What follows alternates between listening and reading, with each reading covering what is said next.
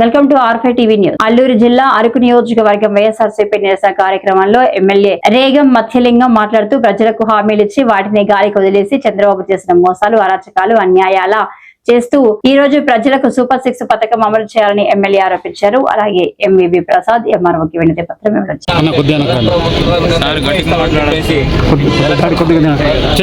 జరిగింది. కానీ ఒక్క పథకం కూడా వారి ఈ రోజు ఒక్క పెన్షన్ తప్ప ఈ రోజు ఒక సంపూర్ణంగా పేద ప్రజలకు అందించినటువంటి సంక్షేమ పథకాలు అయితే లేవు. అదే మేమంతా డిమాండ్ చేసేది ఏంటంటే ప్రభుత్వం ఇప్పటికైనా కళ్ళు తెరిచి ప్రజలు ఏదైతే విలువలాడిపోతున్నారో మీరంతా నిన్నే చూశారు. రేషన్ ఏమో వైఎస్ఆర్ ప్రభుత్వం ఇంటింటికి తీసుకెళ్ళి ఇస్తే ఈరోజు చంద్రబాబు నాయుడు గారి ప్రభుత్వం ఏమో డిపోల దగ్గరికి ఇచ్చినటువంటి కార్యక్రమాలు చేపట్టింది. అలాగే ప్రతి కుటుంబానికి 3 సిలిండర్లు గ్యాస్ ఇస్తామని చెప్పేసి అన్నారు. ఏ ఇంటికి కూడా 3 సిలిండర్లు ఈ రోజు వరకు కూడా ఇచ్చినటువంటి దాఖలాలు లేవు.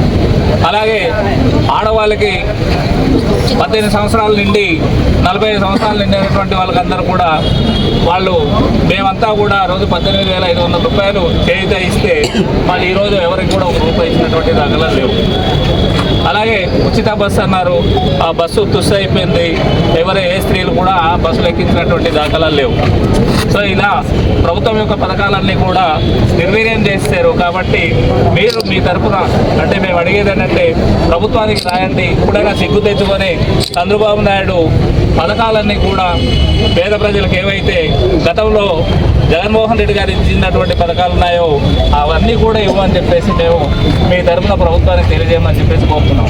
ఈ అరకు అసెంబ్లీ నియోజకవర్గ హెడ్ క్వార్టర్ నుంచి సవాలు విసురుతున్నాం. నిజంగా మీకు చిత్తశుద్ధి ఉంటే గనక మీరిచ్చినటువంటి హామీలను నెరవేర్చండి. జగన్మోహన్ రెడ్డి గారు ఇచ్చినటువంటి హామీలను 100కి 100% ఆ రోజు నెరవేర్చారు. దమ్ముంటే మీరు నెరవేర్చాలని ఈరోజు మేమందరూ కూడా రోడ్ ఎక్కమని కూడా తెలియజేస్తాం.